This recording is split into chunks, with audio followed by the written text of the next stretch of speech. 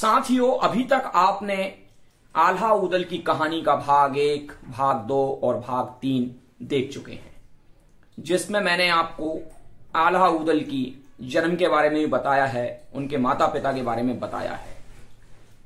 जब आल्हा और ऊदल बड़े हो गए और जब उन्हें पता चल गया कि हमारे पास उड़ने वाले घोड़े हैं, तो उन्होंने उन घोड़ों पर सवारी करने की सोची और एक दिन सारे राजकुमारों ने सलाह करके उन घोड़ों पर बैठकर सवारी के लिए निकल पड़े।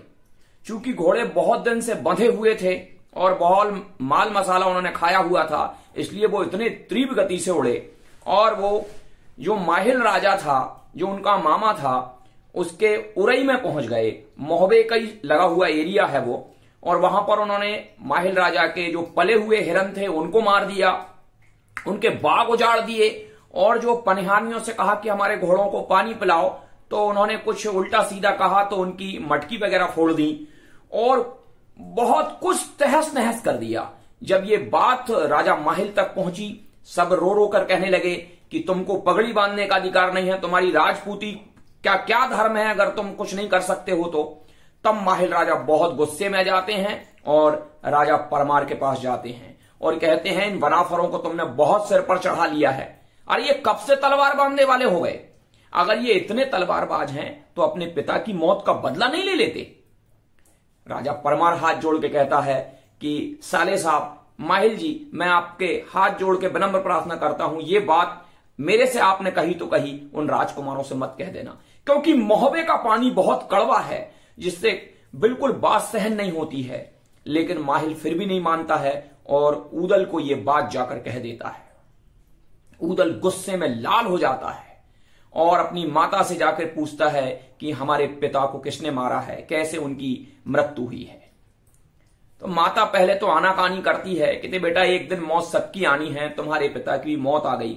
लेकिन जब ऊदल कहता है कि मुझे सब बातें पता चल चुकी हैं, मैं तो केवल आपसे उन बातों को पक्का करने आया हूं कि ये बात सही है कि नहीं, तब माता उनको बताती है कि तुम्हारे पिता दशराज और तुम्हारे दादा बच्छराज को करिया ने सोते में आके यहां से पकड़ के ले गया और माड़ों में जाके उनको मार दिया और उनका तेल कोल्हू में पेर के उनका जो खून था वो यहां मोहबे में भिजवा दिया और उनका जो सूखे हुए हाड़ थे वो माड़ों में आज भी टंगे हुए हैं।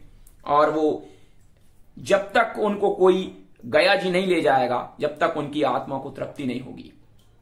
ऊदल कहता है कि मैं अब जंबे राजा जो करिया का पिता है, मैं उसको तहस नहस कर दूंगा। उन्होंने तो हमारे लाखा पातुर और पाशावत हाथी ले गए हैं, मैं उनकी बेटी को लेके आऊंगा।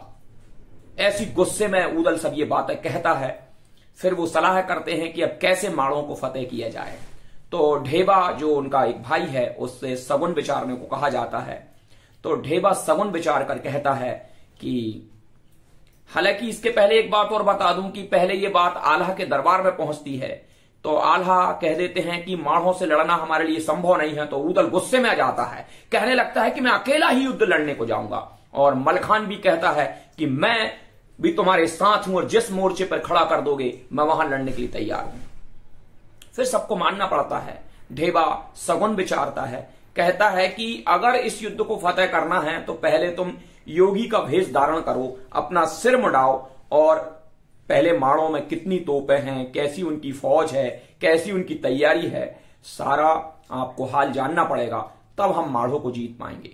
तो पहले तो ऊदल नाराज होता है, क्योंकि हम अपना सिर क्यों मुड़ाएं, क्यों हम तिरिया स्त्री का भेष बनाएं।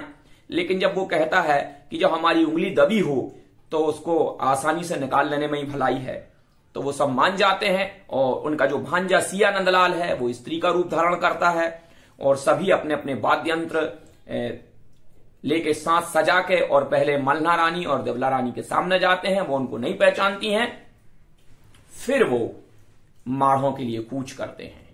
माड़ों की लड़ाई बहुत कठिन है, 12 कोस का बबरी बन है और जो किला है माड़ों का वो लोहे का किला है, उसको तोपें भी नहीं तोड़ सकती हैं, ऐसा वो किला है।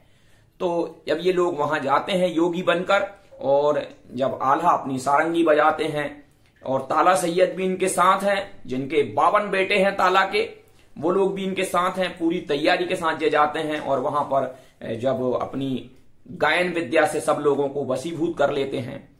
फिर धीरे से ये राजमहल में पहुंचते हैं। वहां भी इनको कहा जाता है कि 6 महीने यहीं रुको। उन्होंने कहा बहता पानी रमता जोगी, ये इनको कोई रोक नहीं सकता, और अगर आप चाहते ही हैं तो हमको अब महलों में जाने की आज्ञा दो। ये महलों में जाके भी नाच गाना दिखाते हैं। वहां पर जो राजा जंबे की जो बेटी रहती है बिजमा, वो ऊदल से आकर्षित हो जाती है, और ऊदल जैसे ही बिजमा के ऊपर ऊदल की नजर पड़ती है तो ऊदल बेहोश हो जाते हैं। तो रानी समझ जाती है कि मेरी बेटी को देख के बेहोश हुए हैं। वो कहते हैं कि तुम्हारा ये छोटा वाला जो ये योगी है ये क्यों बेहोश हो गया, क्या मेरी बेटी को देख के बेहोश हो गया? उन्होंने कहा नहीं नहीं महारानी, ये जो हाड़ आपके यहां टंगे हुए हैं, ये ठटरी ये टंगी है, इनको देख के वो बेहोश हो गया है।